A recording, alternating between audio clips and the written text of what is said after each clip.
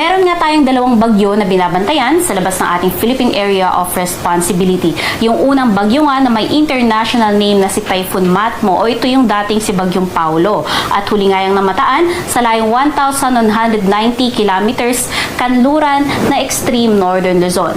May taglay ito ngayon na lakas ng hangin na maabot ng 150 kilometers per hour malapit sa sentro at mga pagbugso na umaabot hanggang 205 kilometers per hour.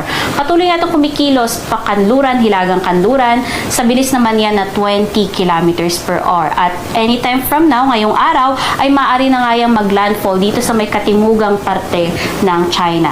Wala naman itong direktang epekto sa limang bahagi ng ating bansa, ngunit hinahatak nga nito yung southwest monsoon o hanging habagat na siya nagdadala ng makulimlim na panahon at mga kalat-kalat na pagulan dito nga sa may Palawan at sa Kalayaan Island. Samantalang yung ikalawa naman nating bagyo sa labas ng ating PAR, ito nga yung bagyo na may international name na si Tropical Storm Halong. At huli nga yung namataan sa layong 2,150 kilometers, silangan, hilagang silangan nitong extreme northern Luzon. May taglay naman to na lakas ng hangin na umaabot ng 75 kilometers per hour malapit sa sentro at mga pagbugso pa na umaabot hanggang 90 kilometers per hour. At patuloy nga ito kumikilos pahilagang kanluran ng napakabagal. At sa nakikita nga natin ay meron tayong dalawang senaryo na maaaring mangyari dito kay Tropical Storm Halong.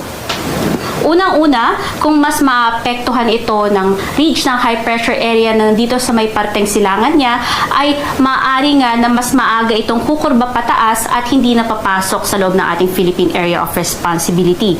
Ikalawa naman, kung mas maapektuhan naman ito ng ridge ng high pressure area na malapit nga dito sa may mainland China, ay mas kakanluran nga yung pagkilos nito at maaaring makapasok sa loob ng ating Philippine Area of Responsibility. Ngunit, dito lamang siya sa may northeastern periphery ng ating PAR at hindi naman natin nakikita na makakaapekto ito sa limang bahagi ng ating bansa kahit makapasok pa ito ng ating Philippine Area of Responsibility. Ngunit, dahil nga makakapasok to kung sakali, ay maaari natin itong bigyan ng local name na si Kedan or ito nga kung sakali ang magiging ikalawang bagyo ngayong buwan ng Oktubre.